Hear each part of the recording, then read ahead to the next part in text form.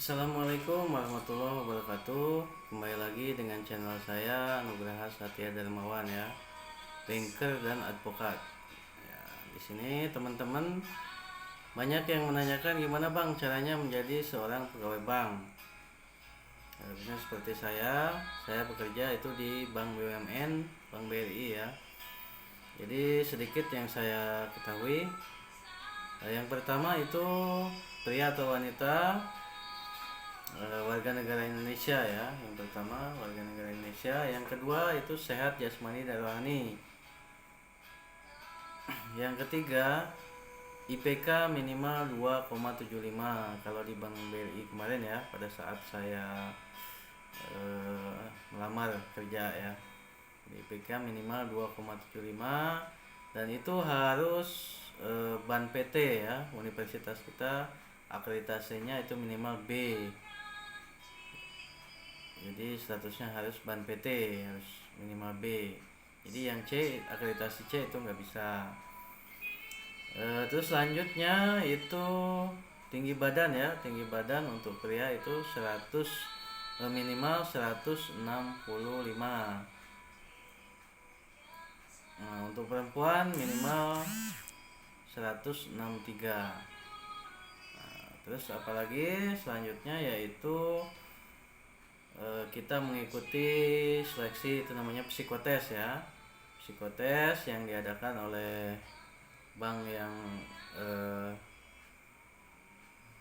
menyeleksi kita. Nah, sudah lulus psikotes, lanjut lagi itu ke sesi berikutnya, yaitu sesi wawancara. Nah, wawancara ini sebenarnya penentuan mungkin ya, penentuan 70%-nya itu banyak di gagal di wawancara. Nah, gimana triknya wawancara? Wawancara ini yang pertama kita harus rapi, dari segi pakaian kita harus rapi, karena mencerminkan diri kita sendiri ya. Kalau kita rapi, orang kan juga akan ini melihat kita kan, akan beda kan penilaiannya. Yang kedua itu kita harus sopan pada saat kita masuk ke ruangan pewawancara kita. Kalau ada misal ruangan dia, kita ketok dulu, permisi, selamat siang, ketok 3 kali, silakan masuk, baru kita buka pintu, kita masuk. Nah, setelah masuk kita jangan duduk dulu, jadi harus dipersilahkan dulu oleh pewawancara, baru kita duduk. Nah, gimana bang kalau misal si pewawancaranya itu tidak mempersilahkan kita duduk? Nah, kita izin, Pak, mohon maaf saya izin duduk. Oh iya silakan. Nah, setelah dipersilakan baru kita duduk. Nah, setelah duduk itu biasa perkenalan ya. Perkenalan ini kita jangan lebay. Jangan lebay itu jangan istilahnya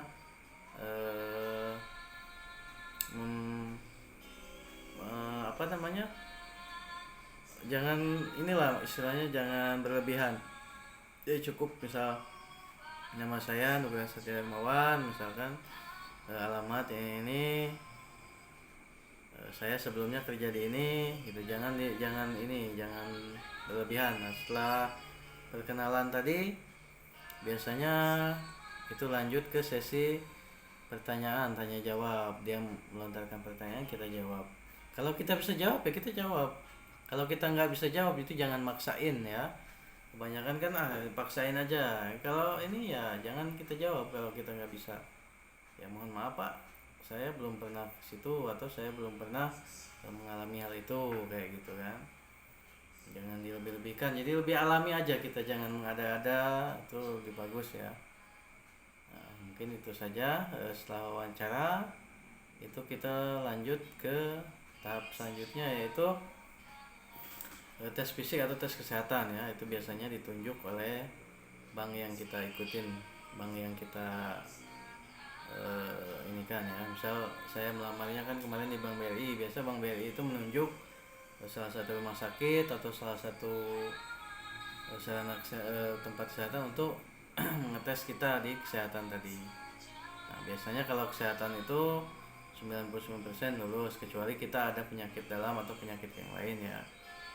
Nah, jadi yang paling banyak mempengaruhi itu di wawancara. Wawancara itu 70% itu sangat mempengaruhi. Nah, itu nanti ada soft skill, itu ada nanti di wawancara itu ya, ada soft skill, digali gitu kan soft skill kita. Jadi jangan, istilahnya jangan berlebihan ya. Ada soft skill, ada hard skill ya. Soft skill itu yang kemampuan kita, misal kita apa nih, jago komputer, misal saya pernah juara komputer pak 3 kali atau apa misalkan, atau saya pernah juara matematika pak, atau saya pernah juara lomba cerdas cermat. Nah itu namanya soft skill ya. Nah kalau hard skill itu yang tidak dipelajari atau yang belum pernah kita pelajari di pendidikan kita, di organisasi kita, itu otodidak. Kalau hard skill itu apa? Hard skill itu semacam pengalaman ya. Jadi benar kata pepatah, ilmu yang terbaik itu adalah pengalaman. Pengalaman adalah ilmu yang terbaik ya, itu benar ya. Karena biasanya ditanya apa pengalaman kamu ini kan menyelesaikan masalah itu. Ya, mungkin itu saja yang bisa saya sampaikan. Mudah-mudahan bisa bermanfaat bagi teman-teman semua. Wabillahi taufik wal hidayah. Wassalamualaikum warahmatullahi wabarakatuh.